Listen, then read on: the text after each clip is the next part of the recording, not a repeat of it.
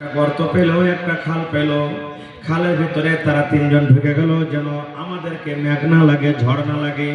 পানি যখন ছুটবে, মেঘ যখন ছুটবে, আমরা তিনজন এই জায়গা থেকে বের হয়ে আমরা চলে যাব। আল্লাহর নবী বলেছেন, ওরে সুবহানাল্লাহ, যেমন তারা গর্ততে ঢুকেছে, পাহাড়ের উপর একটা বড় পাথর ছিল। পাথর করতে করতে করতে করতে করতে করতে করতে তাদের মুখ কিন্তু বন্ধ হয়ে গেল।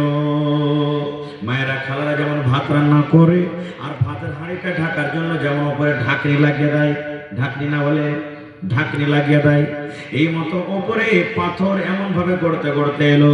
তারা তিনজন গর্ততে ঢুকে আছে, আর পাহাড় উপর পাথর আস্তে আস্তে আস্তে একবারে গর্তর মুখ বন্ধ হয়ে গেল। এরা মনে মনে বলছে, কি হলো হে, জান বাঁচাবো বলে এই গর্ততে ঢুকলাম, আর পাথর দিয়ে আবার আমাদের মুখটা বন্ধ হয়ে গেল।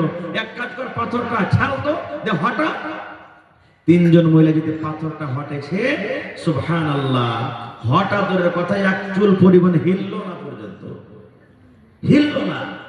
এরা তখন বলছে, আল্লাহ রে, জীবনে মনে হয় আর মাকে দেখতে পাবো না, জীবনে মনে হয় আর আব্বাকে দেখতে পাবো না, ছেলে মেয়ের মুখ দেখতে পাবো না। আজকে আমার কবর হয়ে যাবে, কবর হয়ে যাবে গর্তের ভিতরে, আর আকাশের মুখ দেখতে পাবো না।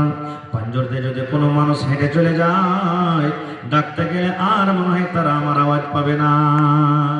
এই তারা বলা চিন্তা করছে, ভাবা চিন্তা করছে, এক অপরকে বলা বলি করছে, কোন রাস্তা বাইর করবে, কেমন করে বাড়াবি, কেমন করে পাথর উঠবে, কেমন করে বাড়াবি। একজন বলছেন, ভাই রে, জীবনে যদি কোনো ভালো আমল করে থাকিস রে ভাই, জীবনে যদি কোনো নেক আমল করে থাকিস, ওই আমলটা আজকে আল্লাহর সঙ্গে রাখ, আর আল্লাহকে বল, মাহমুদ রে, এই কাজটা যদি তোমাকে রাজি করার জন্য করে থাকি, এই আমলটা যদি তোমাকে খুশি করার জন্য করে থাকি, আল্লাহ আজকে এই মুসিবত থেকে তুমি আমাদেরকে বাঁচিয়ে নাও। তিনজনের কথা বলবো না, কথা লম্বা হয়ে যাবে। একটা লোকের মাত্র কথা বলবো।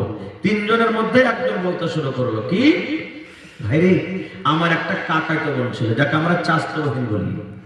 কাকাতো বোন ছিল, গর্তের মধ্যে বলছে ওরা, আমার একটা কাকাতো বোন ছিল, ওকে খুবই ভালোবাসতাম আমি, মোহাব্বত করতাম তাকে, দিল থেকে খুব মন প্রাণ দিয়ে ভালোবাসতাম। আর আমার ইচ্ছে ছিল একবার যে আমি তার কাছে নিজের মনের স্বাদটা একবার আমি মেটাবো, এটাই ইচ্ছে ছিল। কিন্তু আমি সুযোগ খুঁজছিলাম, কিন্তু সুযোগ পাইনি। যখন যখন আমার বোনকে আমি বলি, কাকাতো বোনটাকে, যে আমার কাছে তুমি একবার এসো, আমার কথা কিন্তু মানে না। খুব নেককার দিনদার ছিল। একদিনকার ঘটনা, আমার কাকাতো বোনটা আমার কাছে চলে এসেছে, তার টাকার কিছু দরকার ছিল, এমার্জেন্সি কিছু টাকার দরকার হয়েছে, টাকা নিলে বাড়ি চলবে না। আমাকে এসে বলছেন, ভাই রে, আমাকে কিছু টাকার দরকার হয়েছে রে ভাই, 500 টাকা, 1000 টাকা টাকার দরকার রয়েছে, তুমি দয়া করে কিছু টাকাগুলো আমাকে দিয়ে দাও, কিছুদিনের মধ্যে জোগাড় করে আমি তোমাকে দিয়ে দেব। কি বলছে, আমি তো সুযোগ খুঁজছিলাম যে কখন ফাঁক পাবো। আমার কাছে যখন টাকা চাইতে এসেছে, আমি তাকে বলে দিলাম, হ্যাঁ আল্লাহর বান্দি, তোমাকে আমি টাকা দেব, কিন্তু একটা শর্ত আছে। বলছে কি?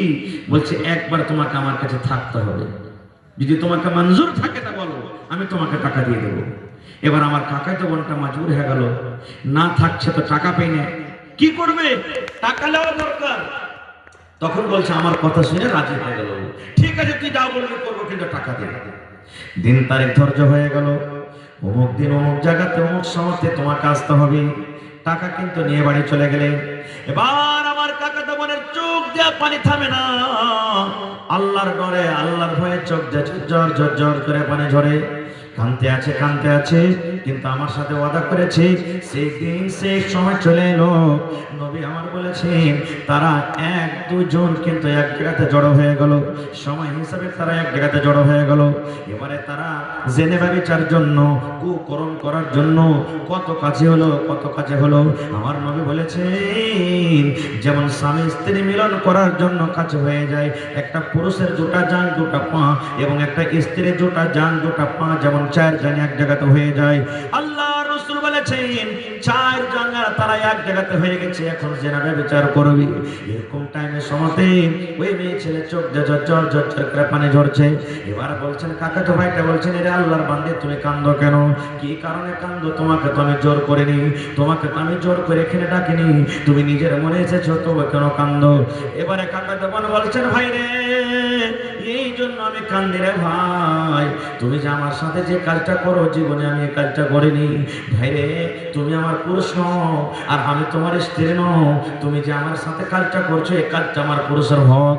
আমি যার বিবি হব, আমি যার স্ত্রী হব, সে শুধু এই কাজটার হকদার আছে। এরে আল্লাহর বান্দা, তুমি আল্লাহকে দেখে ভয় করো, আল্লাহকে দেখে ডরো।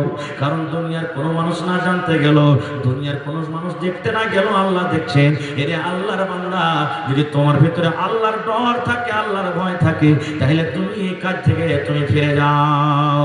এবারে লোকটা বলছে রব্বুল আলামিন, এত কাছে থাকা সত্ত্বেও, এত মৌকা থাকা সত্ত্বেও, এত সুযোগ থাকা সত্ত্বেও আমি একমাত্র তোমার ডরে, তোমার ভয় আল্লাহ আমি তার সাথে আর জেনাবে বিচার করলাম না।